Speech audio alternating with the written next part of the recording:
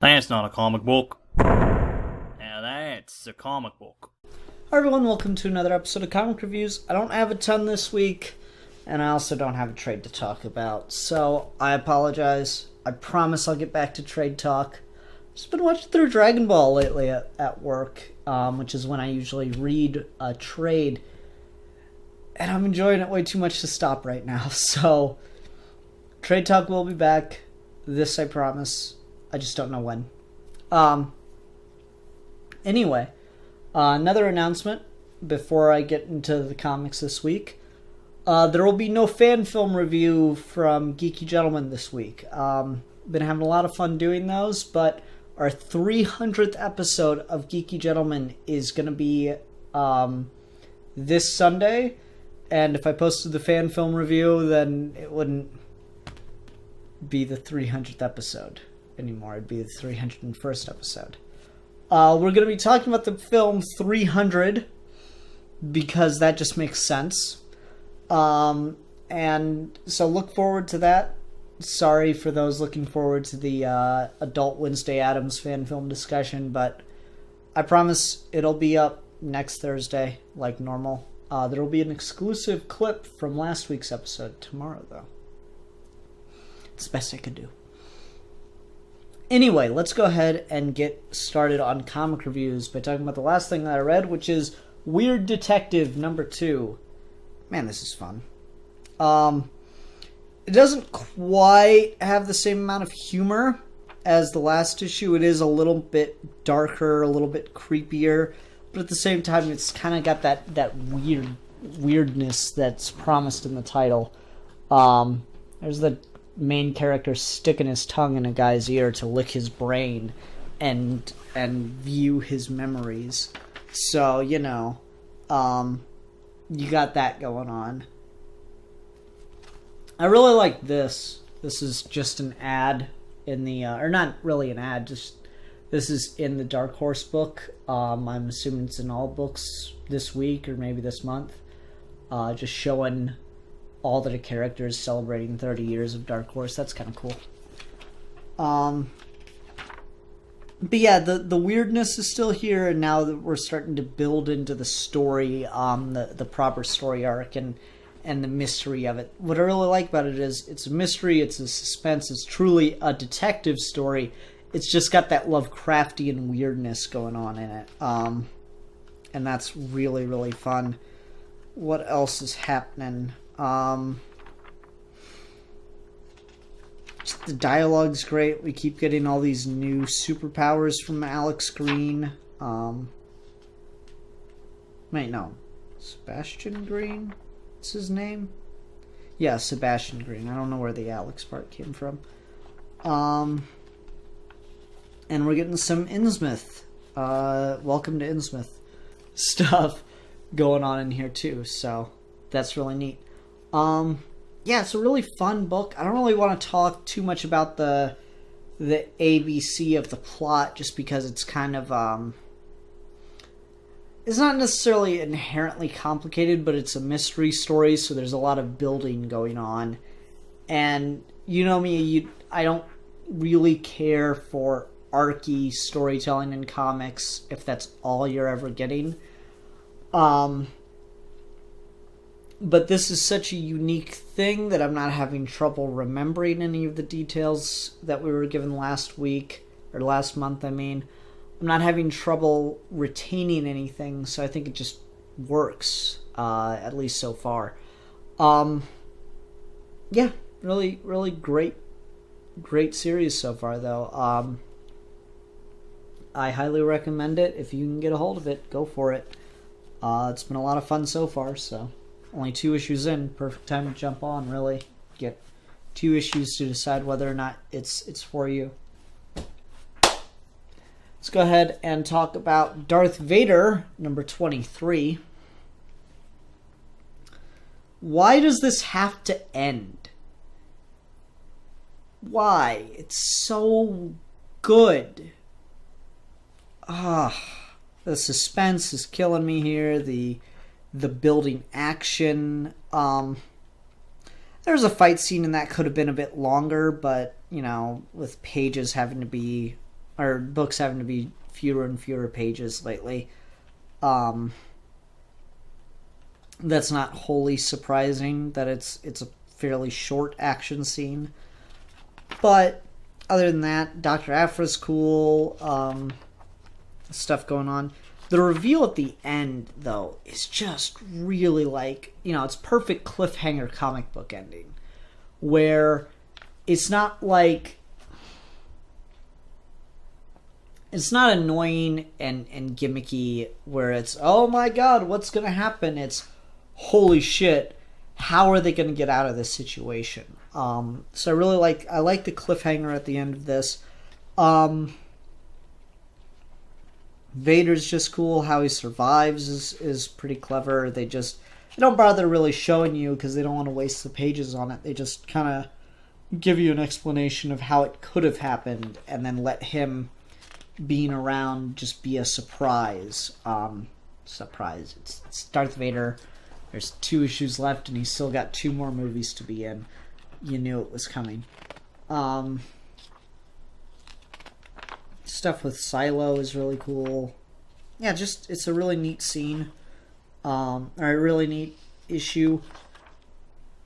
And just the tension's building. You can feel just how on edge everything is in this. How risky everything is. The stakes feel very real right now. Even though, like I say, Vader's still got 2 movies left after this. So, yeah, feels pretty legit. I like that Darth Vader is the hero of his book. He's got a villain, an adversary that he's going up against, and it's not just him hunting Luke Skywalker the whole time. I thought that was pretty well integrated, well done. It's got a lot of drama building up behind it, and I like that. And it uses things that have never really been, at least in the movies, that are never really addressed. Like in Revenge of the Sith, we see Anakin become Vader through the physical process of turning him into a cyborg. But we don't really know who did any of that for him or anything like that, and so turning someone into a villain that did that and has that edge on him is really quite clever. And then the final book for this week is Tom King's Batman #3. God, how is this good? I don't understand how this is this good, because just everything about this works.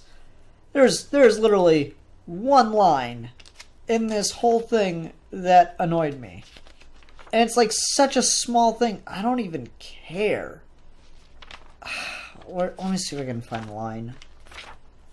The Doomsday Snickers ad is still cracking me up. God damn it. I'm so bad at this part. Flip the page. Okay.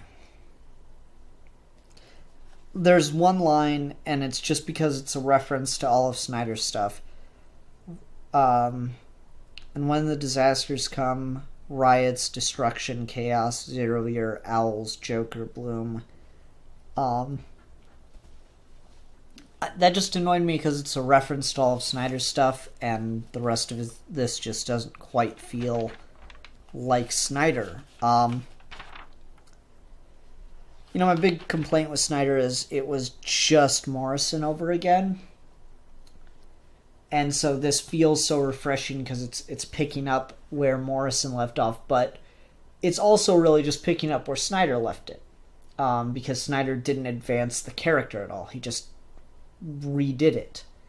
So this works for both of those. You could read through all of Grant Morrison's stuff, conceivably at least skip all of Snyder's stuff and just start picking up King's run, and it feels like that same Batman that Morrison was writing. It feels like the Batman that Morrison...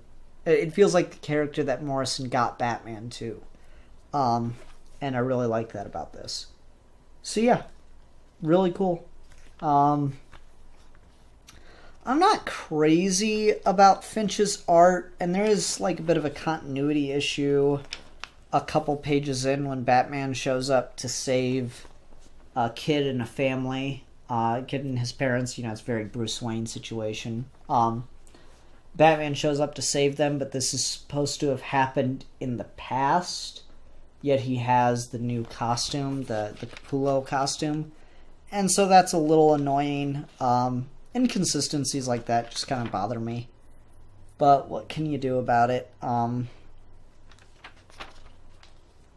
And just, it's a really well told story. I like how personal it is. We get matches Malone, which is always fun to see. And I'm curious to find out more about the Gothams. Gotham Girl and Gotham. I'm really curious to find out more about them and see where they go. I'm wondering, like, are they going to turn into the villains of this book? Are they going to continue on and just be part of the Bat family now? Are they going to kind of just fade into obscurity after this arc? I really want to know what's going to happen with them. I really want to know their history, what got them to where they are, and just like the origin we get for them is like half an origin. We get their motivation for becoming superheroes, but we don't get how they gain superpowers and stuff. It's hinted at, and I'm assuming they're going to go further with that. But I'm really curious to see that develop further and further, and it's just really exciting. Yeah, I really, really love this. It's great.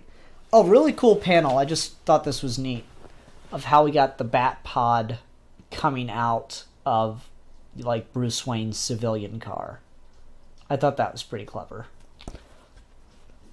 Yeah, great shit. I love it. Can't wait.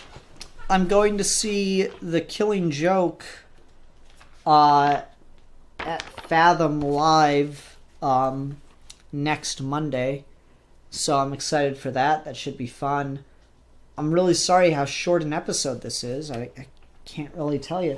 It was a really good week for comics, though. Just 3 books, and all of them fucking fantastic in different ways. Yeah, good stuff going on right now. It's a good time to be reading comics, at least for the moment. Yay. Alright, everyone, thanks for watching. These shorter weeks are hard, especially when I don't have a trade to talk about, so if you have suggestions for ongoing books for me to pick up, please leave those in the comments below, and I will do my best to get a hold of them. If you have suggestions for trades or graphic novels you'd like me to talk about, please leave those in the comments below, and I promise to keep my eyes open for them. They're obviously harder to find sometimes.